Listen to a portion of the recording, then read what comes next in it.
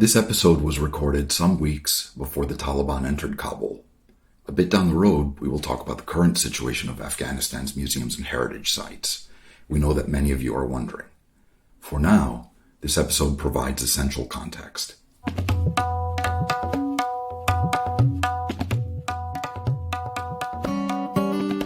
Imagine that your kids are older and they're listening to this. What would you tell them if they're sitting where I am and they're listening to you speak this? I would thank them for participating in my professional life, in their way of just being mostly supportive and even the little guilt trips, but being like, wow, Mom, that's great, or have fun.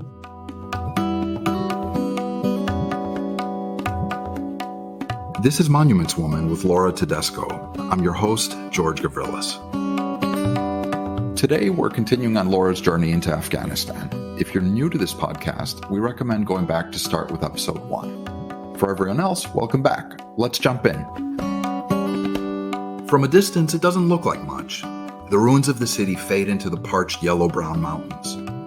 As you get closer, Mes Aynak reveals its vastness. In any other country, it would be a top 10 tourist site.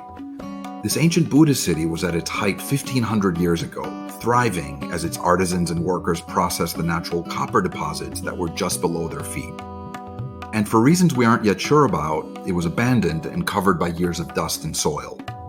Until 2009, when French and Afghan archaeologists started to excavate the site. Mes Aynak is wildly atmospheric. It's the kind of place many people might put on a bucket list. But it seems so far out of reach. Roads to the site are harassed by Taliban fighters. It's surrounded by tall fences to keep out looters, and it's also threatened by a modern-day Chinese mining investment. It's a sad dilemma for Afghanistan, a country that doesn't always have the luxury to both preserve its past and raise money to pay for its future. In this episode, Lori, our archaeologist, takes us to Mes Aynak. She takes us there on mined roads, past caravans of nomads, and she explains what's at stake. So, gosh, are you ready to start, Lori? I think so. I've been in a grumpy mood all day. Excellent. I'm just saying that up front. Okay, we have a grumpy Monuments Woman before us. Lori, why are you grumpy? I'm grumpy because someone requested to have a work call with me this morning, and I blocked out an hour on my schedule. And while we were on the call, I think they were like renovating their garage at the same time as talking to me. And I was like, look, if you've got something else to do, no big deal, but don't ask for an hour of my time and then multitask very loud activities at the same time you're talking to me. It just sort of set me off. Well, I don't know what Syrian refugees are complaining about.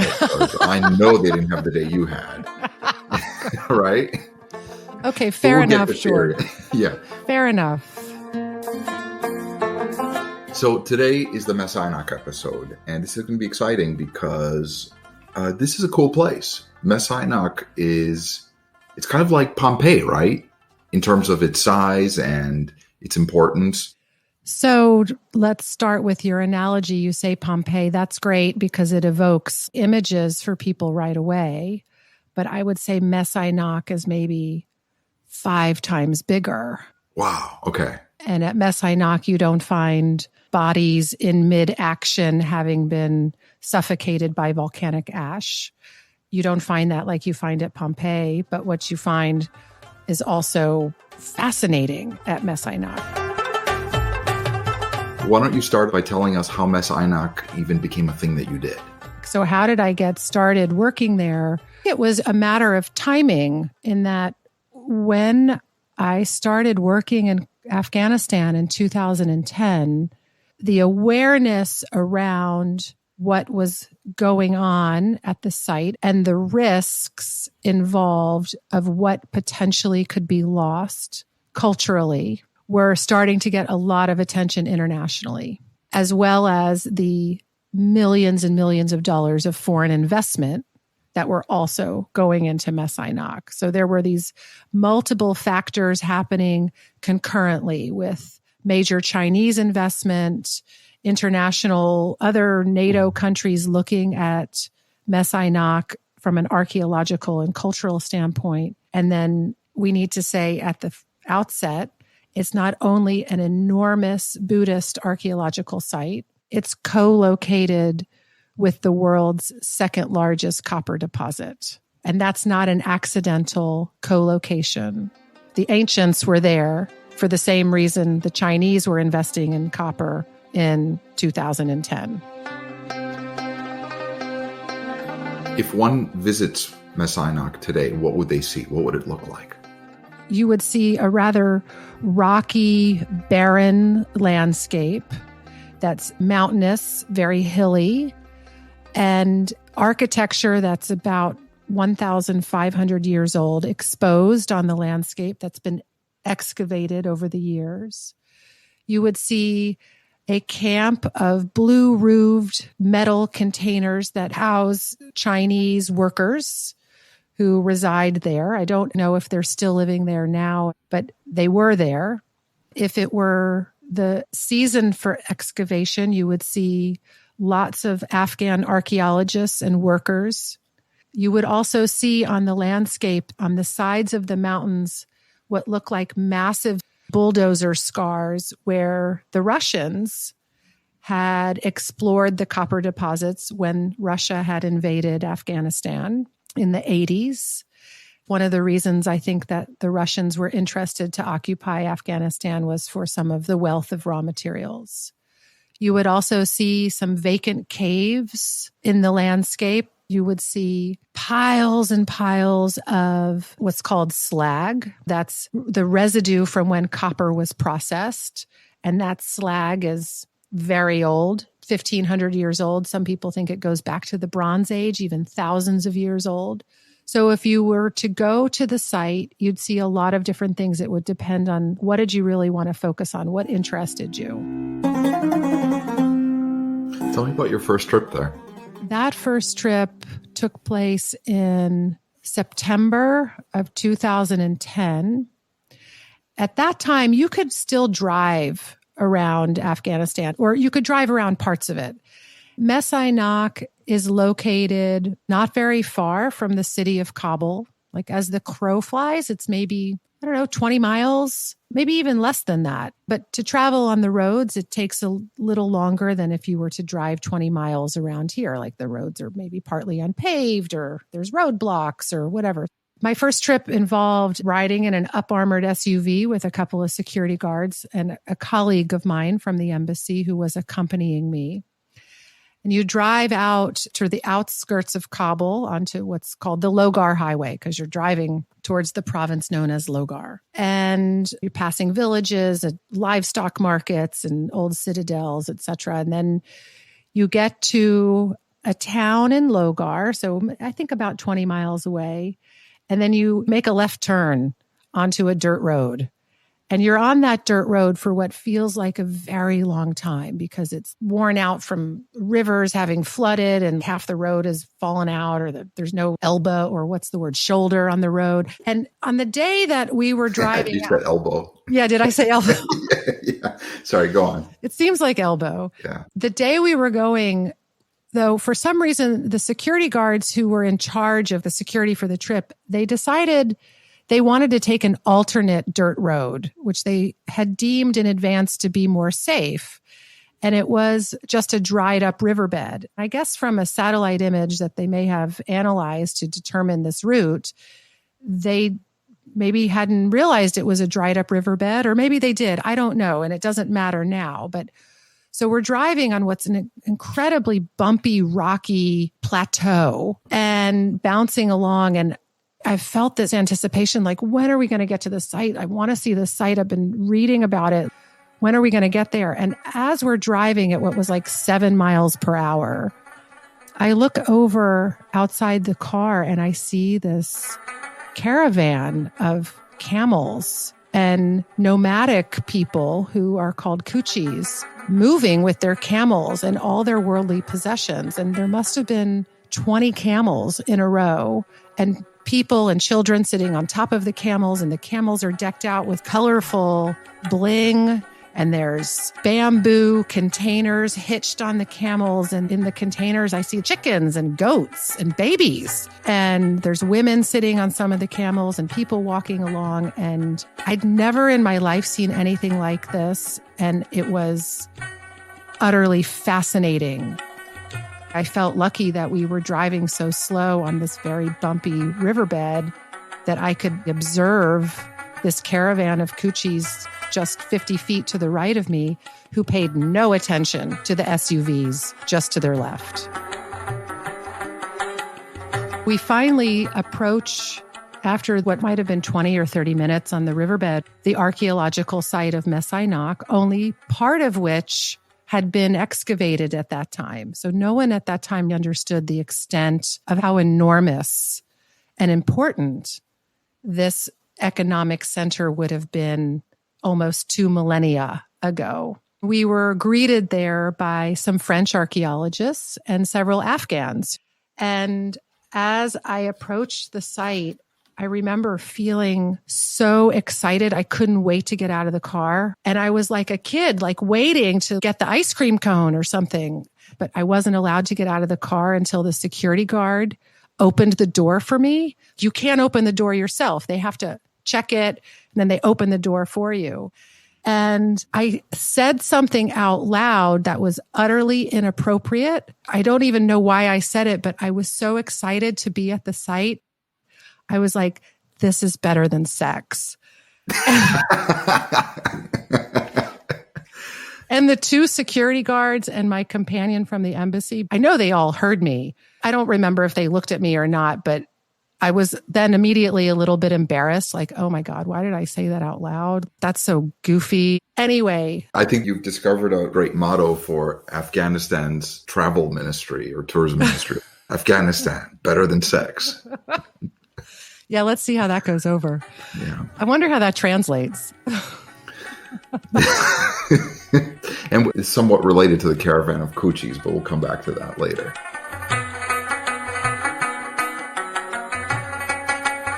Visiting the site made tangible for me in the moment my genuine love of archaeology. And I felt absorbed in a sense of wonder and exploration and possibility that was all converging in this one visit. I've been to Mes Aynak a number of times, maybe 10 times in total. But for this first visit, it was just so full of excitement for me. The French archaeologists escorted us around what they had been excavating, and I had never seen anything like it before. It's standing stupas, and we can get to what a stupa is later. Say it now. What's a stupa? There are different sizes. Some are small, say the size of a Cooper Mini, or some could be really big, like multi-story buildings. They're often built on a rectangular raised platform, which you'd call it a plinth, or you can just call it a platform. Usually it's a domed structure on top of the platform. And that domed structure represents a kind of place of veneration where one would go to meditate, or they call it circumambulate, to walk around it. Some stupas are said to have remains of the Buddha in them, and those are very holy places for Buddhists. Like in Kandy, Sri Lanka, that's one of them. At Mes Aynak, the stupas that I was seeing that particular day were, let's use the analogy, the size of a Cooper Mini to the size of a 2-story townhouse in Arlington, Virginia. Just to give you a sense of what I'm talking about. Yeah, why'd you choose Arlington? I don't know, because I think of Arlington and townhouses. Like, there's lots of townhouses in there. All right. So why were the French there? Aha. So the French were there at the request of the Afghan government. The French have been a archaeological presence in Afghanistan since the 1920s, since 1922. Precisely, when the then king of Afghanistan gave the French government the sole concession to be the foreign archaeologists active in Afghanistan. And the agreement was whatever the French excavated, they could keep 50% and Afghanistan would keep 50%. It's a good deal. Yeah, not a bad deal. And the French have maintained that presence for the most part. There have been periods of absence during the Civil War and the Taliban years, but for about 100 years. So it was natural for the Afghan government to ask the French archaeologists, who was just really a team of two, to come help them excavate Mes Aynak to help preserve what was there before the Chinese started mining the copper. Right, and that's a really important point, that time was ticking because the Chinese weren't just going to mine for copper near Mes Aynak or next to Mes Aynak, but they were going to have to raise and destroy the archaeological site to dig out the copper. Yes. So what I was looking at that particular day, the stupas that I described, they were sitting right on the mother lode of copper. And the idea was excavate them, document them, and then they're going to be destroyed. Mm-hmm. Yeah. I wonder if you can paint a picture. What would Mes Aynak have looked like at its height when people were living and working there? Some estimates are that Mes Aynak supported a population of as many as 70,000 people. And that's not just Buddhist monks and the keepers of these devotional locations. They were there doing industrial level copper extraction in the 3rd, 4th, 5th century AD. And that copper was part of a much larger international network of economic transactions that was part of the Silk Road. But in the 500s, how do you mine copper? Good question. I don't know how they did it, but they must have been doing it quite efficiently. And you can tell by the sheer quantities of slag, this copper processing residue that's accumulated on the site. So it was probably being mined at a very high level. My personal theory is that one of the reasons Mes Aynak was abandoned at some point, so maybe around 800 AD, is that the area had been so deforested from all the wood that was needed to smelt copper that the industry could no longer be supported. And that explains the abandonment. Sometimes you'll hear stories of, Afghanistan converted to Islam and all the Buddhists were forced out. I'm like, no, I don't really think that's how it worked. There was a period of a couple hundred years where Islam and Buddhism coexisted just fine, but that's a topic for another time. Yeah, you've said lots of interesting things. And one of them is about deforestation, because now when you look at the area, as far as the eye can see, all you see are these dry, barren mountains. I mean, the place kind of looks like the Mojave Desert. It does. Yeah, it's very hard to find a tree within sight. You might find some fruit orchards and irrigated fields nearby, but fruit trees were definitely not the source of fuel for processing enormous quantities of copper on the Silk Road. You told a funny story when we were chatting the other day about the Italian who broke a Buddha. Oh, yeah. So what's that all about? Okay, so sometime about a year later from this first visit we're talking about, I was accompanying 4 or 5 European journalists who the U.S. Embassy had invited to come to Afghanistan to do a tour of cultural heritage sites across Afghanistan. So these European journalists could report on this. One of the participants was this journalist from RAI, the Italian network. He was both a journalist and his own cameraman, and he didn't speak much English, so I didn't speak with him much during the course of a week together. And there was a Turkish journalist who was part of it. Anyway, it was this hodgepodge group. I watched the Italian in one of these rather small chapels where there were large standing Buddhas in very sharp relief against the wall. Not a lot of room to move around carefully and not bump into anything. Yeah, ancient Buddhas. Oh, yeah. From the period. From the period, ancient Buddhas, very fragile for how they were molded out of clay and straw. And they were painted. I watched the Italian journalist set up his tripod, and one of the legs of the tripod bumped the bottom portion of a robe. Each of the Buddhas was wearing a different kind of robe that was part of, they actually weren't Buddhas, they were bodhisattvas, but I won't split hairs with you here, George. No, split hairs. Okay. What's the difference? Because of the 10 people listening to this podcast, only 8 might be Buddhist, so... Yeah. So for the other two who are not Buddhists, who might be listening to this podcast, a bodhisattva is a spiritual figure who hasn't quite yet reached enlightenment. So it's on the way to becoming an enlightened Buddha. That's the best and most simplistic way that I can describe it. Okay. But if that statue is 1,500 years old, it is still invaluable. Oh, yeah. Enlightened or not. Enlightened or not, it doesn't diminish. And the Italian did what to it? His tripod broke a not small chunk of the lower portion of this bodhisattva's robe and leg. And he didn't think anybody saw him do it. He didn't realize that I watched him. He continued to film. And then he packed up his tripod as if nothing had happened and left the chapel. What did you say? I couldn't talk to him because I don't speak Italian. He doesn't speak English. I told another person in charge of wrangling these European journalists, and they're like, well, what are we going to do about it now? So, right. Who sends the bill and to where? Right. Right. Yeah, exactly. Wow. Who picks up the tab for that one? Having said all that, this place is awash in statuary, right?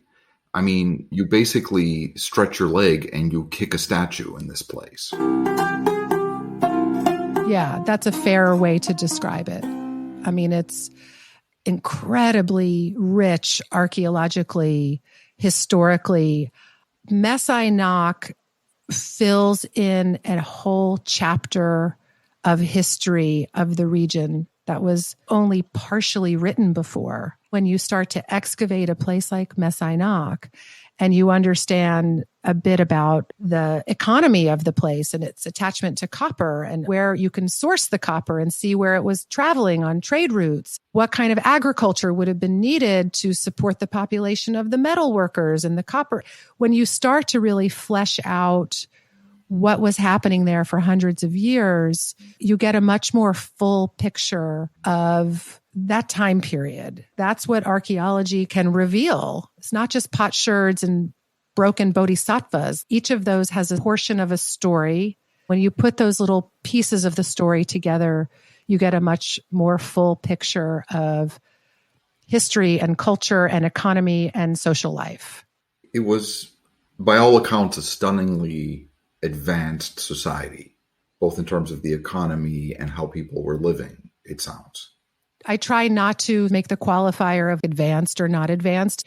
It was the society that it was at the time, but it was very complex. I get you, but what was happening in Europe in the 500s? Right. There were millions of Europeans living on the continent in squalor, without any advanced manufacturing, some of them living in caves. And so it wasn't a happy time in Europe. And it's really interesting that this was such an advanced pocket of civilization in this place. That's a great analogy you just made, trying to put it in a global context. What was happening in the 500s in China, in North Africa, in Central America? It's a great way to think about it. But here's the thing about this site. We'll talk more about the splendor of it and the complexity of getting it out of the ground before it's destroyed. But the site has been in all sorts of risk before, including very recently. During the Taliban period, it was an Al-Qaeda camp. It was. Some of the caves I had mentioned earlier when we were talking a few minutes ago about some of the vacant caves, and those caves were used as Al-Qaeda training camp for close combat. So it has quite a storied history, not just the Gandharan period of the 3rd, 4th, 5th century. Yes. Was there active Taliban during the time that you were visiting in the area? Yes. Would I have known them if I'd seen them? I probably wouldn't have. Could there have been some Taliban watching our visit? Probably. Did they know our big white up-armored SUVs on the dried up riverbed were not locals? Yeah. But it was, as I mentioned, it was a safer time. Like we could drive.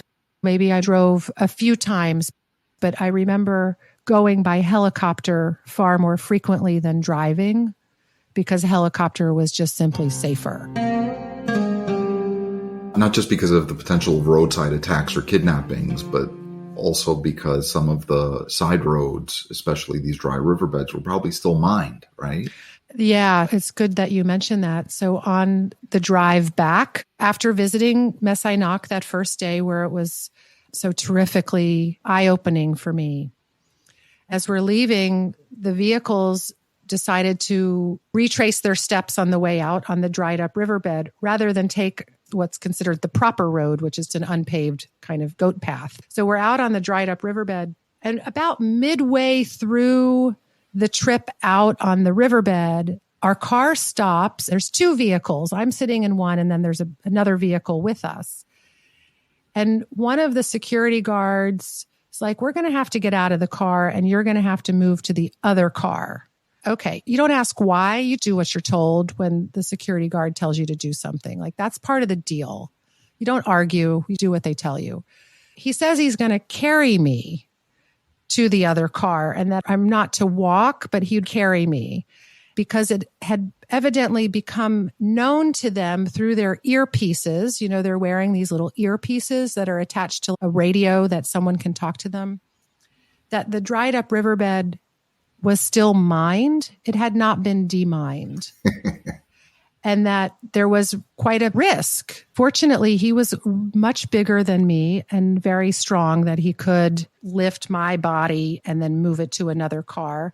I don't know why that was considered safer. I'm sure there was a logic to all of this, but I went into another car and then we were driven back to Kabul and everything turned out okay. Have you stayed in touch with these guys? I have not. During that time period, this particular guard, he seemed to like going to the cultural sites. So whenever I had one of these site visits, he was one of the guys who would come along. He seemed genuinely curious.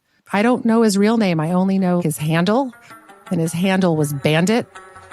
But great handle. I don't think I ever knew the name on his driver's license. But wait a minute, you guys were driving on the mined riverbed / road that the Koochie caravan was drifting across. So the Koochies were unaware that it was mined, or it's just the risk of being a nomadic population in Afghanistan, getting from one place to the other? That's a great question. I don't know what the Koochies knew. I would be inclined to give them a lot of credit for knowing their landscape and their routes of movement. Maybe we should tell our listeners who the Koochies are. Yeah, why don't you go ahead? Should we? I'm going to give you the extent of my knowledge, but the reason why I know is because one of the times I was in Afghanistan was to serve as a monitor or an observer. Monitor is a bad word when you talk about elections. And that's another story too. It was to serve as an observer for the parliamentary elections in 2009, the Walesi Jirga elections. When we were getting trained, we were seeing the lists of, or the numbers of polling stations all across the country by district where people would vote. What was fascinating is that there was this separate entry. And I was like, why is this separate entry for these Koochies? Like, what is that? They're like, oh, these are nomadic people. And so we have reserved hundreds of polling stations that only they can go to. And so I was intrigued, and so I learned a little bit more about them. I learned that it's this nomadic population that has traditionally gone back and forth across the borders of Afghanistan and Pakistan. But in recent years, as borders have become more closed, more insecure, many of them have decamped and have stayed permanently in Afghanistan. Many of them have settled permanently, but the ones that continue to migrate internally within Afghanistan, and they're tremendously disadvantaged. I was looking up poverty rates. The national poverty line is something like 55%. But for the Koochies, it's about 10 points higher. That's how bad it is. So about 65% of them live below the poverty line. It's pretty staggering. And because these are largely nomadic populations, they keep animals. They hold the lion's share of the sheep and the goats and the small cows that people buy in Afghanistan. It's how they make their money. It's how they survive. And it's one of the things that makes them, despite their poverty, a little bit more secure when it comes to having food to eat. But there's a lot of deprivation and they're super poor. And I think that that's one of the reasons why they dress so beautifully and so colorfully, because it is such a stark contrast with the poverty of their existence and some of the very barren landscapes that they have to live on. when Kabul had its first polio case after the fall of the Taliban. It was a young Kuchi girl that had contracted polio, and it was quite sad because, of course, it's going to be one of the poorest, most marginalized populations that gets the polio case in a city where you otherwise don't have it. But that's the story of the Kuchis. Seeing the Kuchi caravan, I felt so lucky to be able to watch slowly. What were the camels wearing? How did the women look? So colorful. Wait, that's a baby in a bamboo bassinet on top of a camel. Who thought of that? That's ingenious. Oh, there's chickens in the other one. Wow. Oh my gosh, there's a goat. It was visually so fascinating. I still remember it quite well. And quite the contrast too, because you have this population that constantly moves, and they're moving across or near this archaeological site that is necessarily a place that doesn't move.